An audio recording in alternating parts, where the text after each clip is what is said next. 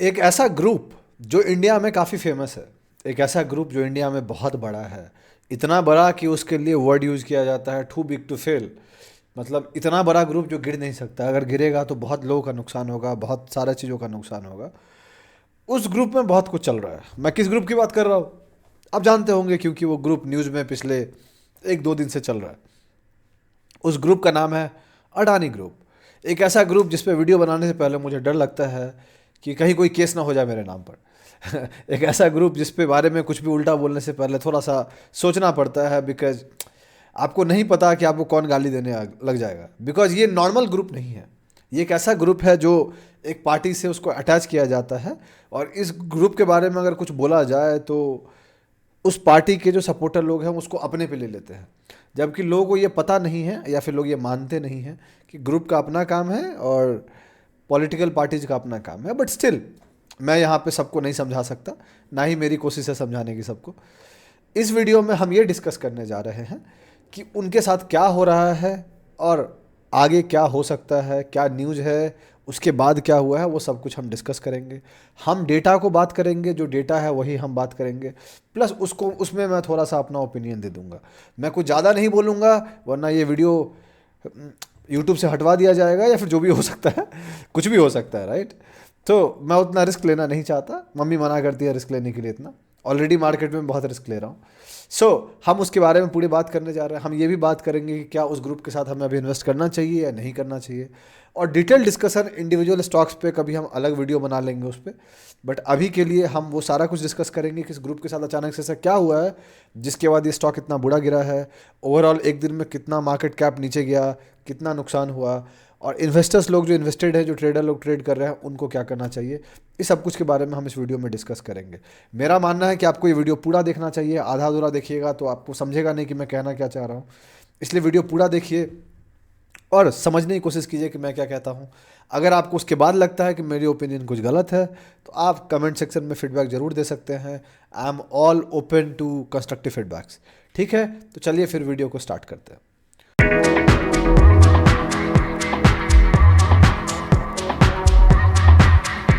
कैसे हैं आप लोग? मेरा नाम ब्रजभूषण हुआ और मैं आप लोग का स्वागत करता हूं आप लोग के अपने चैनल पे जिसका नाम है ट्रेड विद भूषण। जैसा कि आप जानते हैं कि ये वीडियो बेसिकली अडानी ग्रुप के बारे में हम बात करने जा रहे हैं कि उनके साथ क्या क्या हो रहा है और क्या क्या हो सकता है और उस ग्रुप के साथ हमें क्या करना चाहिए। आगे बढ़ने से पहले मैं आपको दो चीज़ क्लियर कर देना चाहता हूँ। पहला, मैं कोई सेबी रजिस्टर्ड नहीं हूँ, तो जो भी मैं इस वीडियो में बात कर रहा हूँ मेरी खुद की ओपिनियन है, मेरी खुद की एनालिसिस है। तो जो भी मैं आपको बोल रहा हूँ मैं गलत हो सकता हूँ उसमें, मैं एक बेसिक छोटा सा इंसान हूँ। तो आप मेरी बात को ब्लाइंडली मत मानिएगा। दूसरा, आपको कोई फाइनेंशियल डिसीजन लेना है तो उसके लिए अपने फाइनेंशियल एडवाइजर को जरूर डिस्कस करें, बिकॉज वो सही लोग होंगे आपको एडवाइस करने वाले। हम जैसा इंसान सही लोग नहीं होगा, बिकॉज हमें नहीं पता एग्जैक्टली कि आपकी माइंडसेट क्या है, आपको नहीं पता कि मेरी माइंडसेट क्या है। ठीक है, last but not the list, मैं कोई पॉलिटिकल एक्सपर्ट नहीं हूँ, इसलिए मैं पॉलिटिक्स को साइड में रख के थोड़ा मोड़ा जो मुझे पता है उसके बारे में अगर बात करूँगा तो करूँगा। नॉर्मली मैं सोर्सेज डाल दूंगा जिनके थ्रू मैं बात कर रहा हूँ, आप खुद देख लीजिएगा कि मैं सोर्सेज के बिना बात नहीं करूँगा। तो इसका आप ध्यान रखिएगा। इसलिए अगर आप एक पार्टी को सपोर्ट करते हैं, आप उसको साइड में रख के इस वीडियो को देखिएगा। ठीक है, तो अडानी ग्रुप के साथ क्या हुआ? अडानी ग्रुप के साथ एक न्यूज़ आया। न्यूज़ क्या था? न्यूज़ बहुत सिंपल सा था। न्यूज़ ये था कि यूएस की एक कोर्ट ने उनको गिल्टी माया है। किस बात के लिए? इस बात के लिए कि वो ब्राइब दे रहे थे। कितने का? $265 मिलियन, जो कि ऑलमोस्ट 2300 करोड़ होता है ऑलमोस्ट। किन को? इंडियन अथॉरिटी को। किस लिए?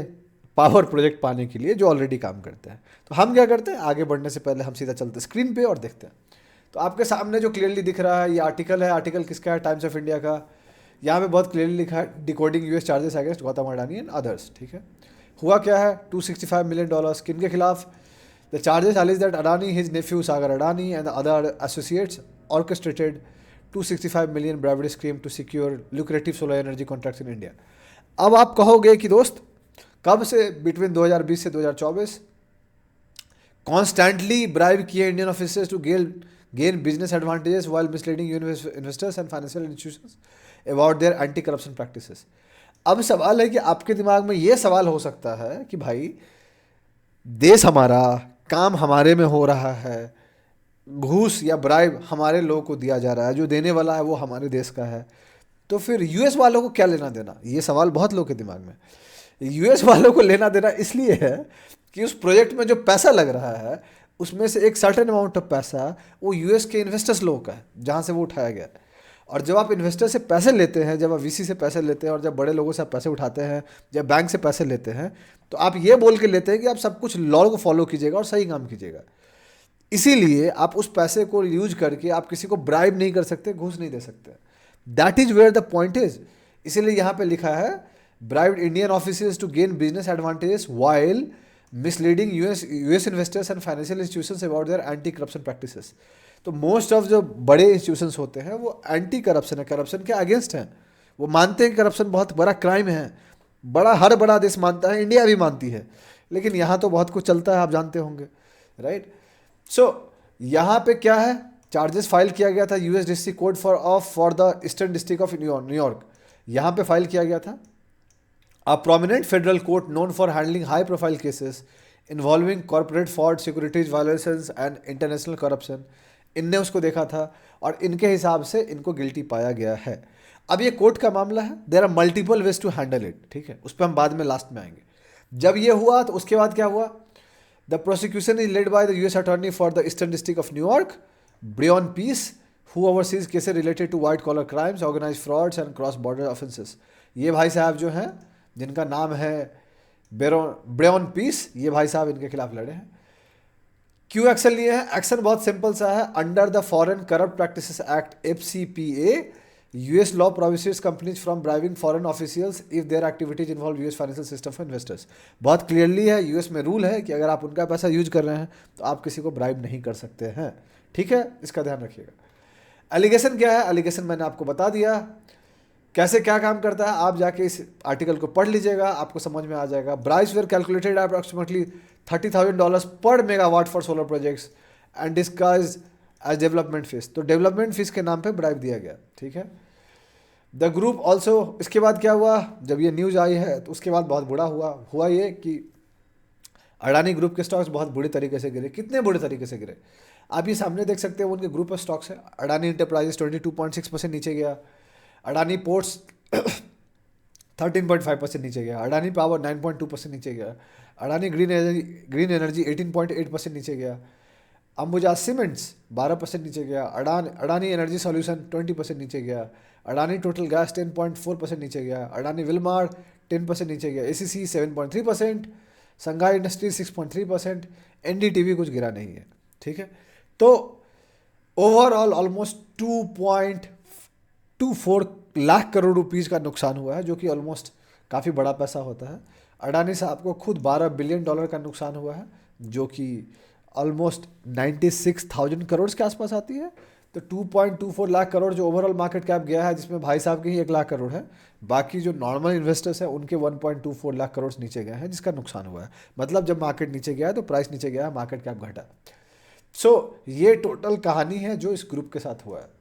इनका क्या रिप्लाई था? भाई साहब के जो रिप्लाई थे बहुत क्लियर रिप्लाई थे, इन्होंने एलिगेशन को मना किया है, ठीक है।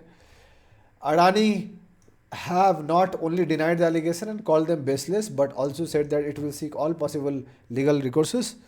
So भाई साहब ने यहाँ लिखा है कि as stated by US Department of Justice itself, the charge is indictment and our allegations and the defendants are presumed innocent unless and until proven guilty. Obvious है कि जब तक सब कुछ प्रूफ नहीं होगा तो गिल्टी नहीं होंगे। मैं यहाँ पे गिल्टी बोलने भी नहीं आया हूँ, वो केस है और इनके तरफ से वो आया है, ये लोग अपील भी किए हैं। अब सवाल है रास्ता क्या होता है? There are multiple ways, US में होता है, कानून होती है, वहाँ पे एक अलग तरीका भी है जिसको हम बोलते हैं कंप्रोमाइज़ करना पैसा देके, right, which is like you pay fines and then you negotiate. So वो जो फाइन होता है वो बड़ा होता है, लेकिन उससे क्या होता है कि आपके धंधे और आपके इमेज पे बहुत ज़्यादा असर नहीं पड़ता। तो अगर इनको इमेज बचाना है और वो सब करना है तो उनको फ़ाइन देना पड़ेगा। लेकिन फ़ाइन देने का ये बहुत क्लियरली मतलब है कि आप कहीं ना कहीं मानते हो कि आपने वो चीज़ किया है, राइट। तो 2 ऐसी कंपनी है जिनने पहले फ़ाइन दे के मैटर सेटलमेंट किया था। तो सीमंस एक कंपनी है $800 मिलियन, एरिक्सन आप जानते होंगे $1 बिलियन। अभी बाइनेंस का भी एक न्यूज़ था, अगर आपको बाइनेंस आप क्रिप्टो फॉलो करते होंगे तो बाइनेंस एक्सचेंज और CZ था, उनको भी फ्रॉड को लेके था, लेकिन फ्रॉड को लेके उनका डायरेक्टली कुछ नहीं था। उनका था कि उनके एक्सचेंजेस को गलत यूज़ किया गया जिसमें उनकी डायरेक्टली कोई इन्वॉल्वमेंट नहीं थी, स्टिल उनको काफ़ी बड़ा पेनल्टी देना पड़ा था। तो यहाँ पर देखना है कि ये कैसे क्या करते हैं। यहाँ पे लिखा गया क्लियरली कि there is an appeal process in US which they can opt for, एक तरीका है करने का। There will result of an impact on their funding and the project boring cost can go up to a result of this case, काफ़ी बड़ा पैसा देना पड़ता है, but they can appeal and eventually और for settlement like other companies have done in the past. वो तरीका है सेटल करने का। अब सवाल है, लेकिन एक प्रॉब्लम क्या है कि अगर वो करते हैं तो इसके बाद जो सबसे बड़ी प्रॉब्लम है कि अगर आप नहीं करते हैं मान लीजिए और केस लड़ने जाते हैं, तो बाहर के जो यूएस के इन्वेस्टर्स हैं या बाकी देशों के इन्वेस्टर्स हैं जो बाहर के हैं, वो इनके साथ इन्वेस्ट करने के पहले 2 बार सोचेंगे कि भाई ये लोग गलत प्रैक्टिसेस यूज कर रहे हैं। So this is a dent on the image. पहला एक डेंट ऑलरेडी है कि इंडिया में इनके काफ़ी बढ़िया रिलेशंस हैं, कि इनके साथ आपको पता होगा, I can not take the name because बहुत सारी बातें हो सकती हैं। तो एक इमेजिन करो कि एक कंपनी के बारे में कोई न्यूज़ आ रही है और एक पॉलिटिकल पार्टी प्रेस कॉन्फ्रेंस कर रही है, तो आप खुद ही समझदार हो कि उनको प्रेस कॉन्फ्रेंस करने की क्या ज़रूरत है। बाकी सारी कंपनी है, इतना 4,000 कंपनी है इंडिया में, कितने कंपनीज पे एलिगेशन पे आप किसी पॉलिटिकल पार्टी को प्रेस कॉन्फ्रेंस करते देखे हो, खासकर वो पार्टी जो पावर में है, तो आप नॉर्मली नहीं देखोगे। क्यों देखे हो आप जानते हो, आज तक दोनों अब इस पॉइंट पे हैं जहाँ पे दोनों कबूल चुके हैं कि उनके रिश्ते बहुत करीब हैं and they are made for each other. बहुत ज़्यादा नहीं है, जाके आप पढ़ सकते हैं। सवाल है कि इनके स्टॉक के साथ क्या करना चाहिए। देखिए, मेरे जैसा बंदा बहुत ज़्यादा मानता है, and this is my personal opinion, कि मैं कैसे भी पॉलिटिकली इंक्लाइंड स्टॉक से मैं दूर रहता हूँ। वाई? कभी भी ऐसा न्यूज आ सकता है। इमेजिन करो कि आपने ट्रेड लिया और ऐसा न्यूज आ गया, एक दिन में आप कितना पैसा हारोगे आपको पता है? बहुत ज़्यादा हारोगे। This is what it is. तो पॉलिटिकली इंक्लाइंड स्टॉक से दूर रहने का फ़ायदा यही है कि आप खुद को इन चीज़ों से बचाते हो, अनसर्टेनिटी से बचाते हो। और इसीलिए मेरा जो पर्सनल रूल है वो ये है कि मैं अनसर्टेनिटी से दूर रहता हूँ, और मैं ऐसे कोई भी स्टॉक में पैसा नहीं डालता जो पॉलिटिकली अलाइंड है। ठीक है, मेरे गले में थोड़ा सा प्रॉब्लम है तो उसके लिए माफ़ कीजिएगा। सो पॉइंट बहुत सिंपल है, इसलिए मैं नहीं करता हूँ।